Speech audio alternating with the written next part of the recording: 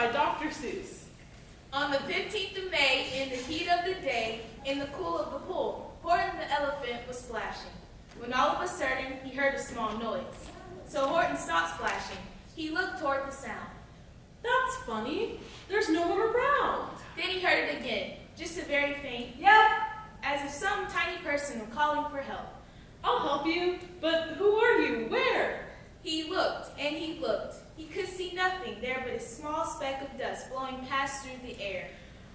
I say, I've never heard tell of a small speck of dust that is able to yell, so you know what I think? That there must be someone on top of that small speck of dust, some sort of a creature of very small size, too small to be seen by an elephant's eye, some poor little person who's shaking with fear that he'll blow into the pool. There's no way to steer. I'll just have to save him, because, after all, a person's a person, no matter how small. So gently, and using the greatest of care, the elephant stretched his great trunk through the air, and he lifted the dust speck and carried it over and placed it down, safe, on a very soft clover. Why, that speck is as small as the head of a pin. A person on that? Why, there never has been.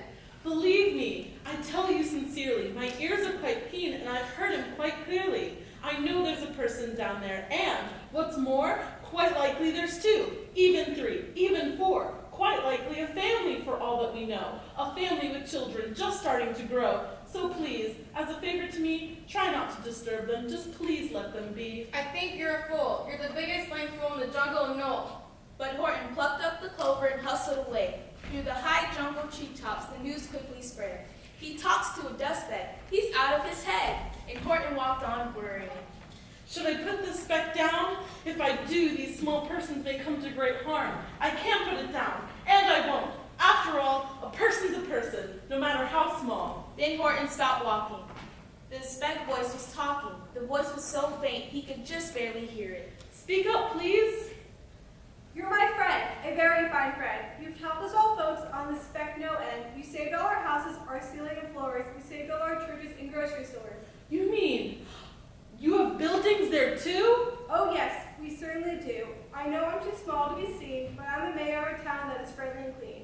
Our buildings to you would seem terribly small, but to us who are big, they are wonderfully tall. My town is called Whoville, for I am a Who, and we Whos are grateful and thankful for you. You're safe now, don't worry, I won't let you down. But just as he spoke to the mayor of the speck, other animals came by. What rot? This elephant's talking to who's who are not. There aren't any who's. And they don't have a mayor, and we're going to stop all of this nonsense. So there. They snatched Horton's clover. They carried it away. All the afternoon and far into the night, Horton chased after with moans and groans and begged. Please don't harm all my little folks who have as much as a right to live as us big folks do. They dropped the small clover somewhere inside of a great patch of hundreds miles wide.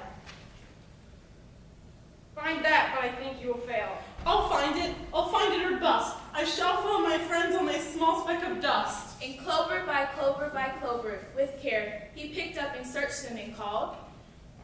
My friends, tell me, do tell, are you safe? Are you sound? Are you whole? Are you well? We've really had trouble, much more that we share. When we dropped, we landed so hard that our clocks had all stopped. Our teapots are broken, our rocking chairs smashed, and our bicycle tires all blew up when we crashed. So Horton, please, will you stick by us who's while we're making repairs? Of course I will stick. I'll stick by you small folks through thin and through thick. For almost 2 days, you've run wild and insisted on chatting with persons who've never existed. Such carryings on in our peaceful jungle. We've had quite enough of your bellowing bungle.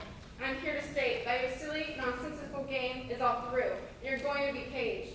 And as for our dust speck, that we shall boil in hot steaming kettle of hazelnut oil. Oh, you can't do. It's all full of persons. They'll prove it to you. Mr. Mayor, you've got to prove now that you really are there. So call a big meeting, get everyone out, make every who holler, make every who shout, make every who scream. And down on the dust speck, the scared little mayor quick called a big meeting in Whoville Town Square. And his people cried loudly. They cried out in fear. We are here, we are here!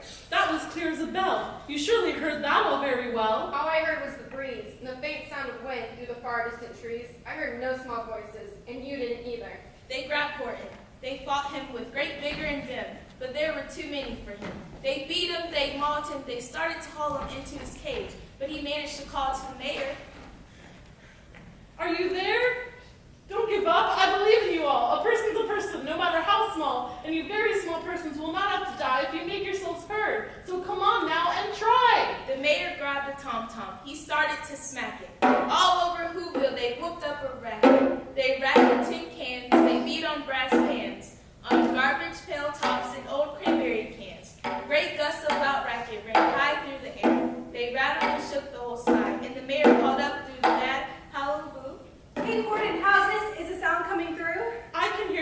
mine, but the others' ears aren't as strong quite as mine. They don't hear a thing. Are you sure your boys are doing their best? Are they all making noise? Are you sure every who down in Whoville is working? Quick, look through your town. Is there anyone shirking? Through the town rushed the mayor, from the east to the west. But everyone seemed to be doing his best. Everyone seemed to be yapping or yipping, but it wasn't enough.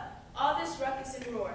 He raced through each building, he searched floor to floor, and just as he felt he is getting nowhere, and almost about to give up in despair, the mayor discovered one weak shirker, a very small shirker, not making a sound.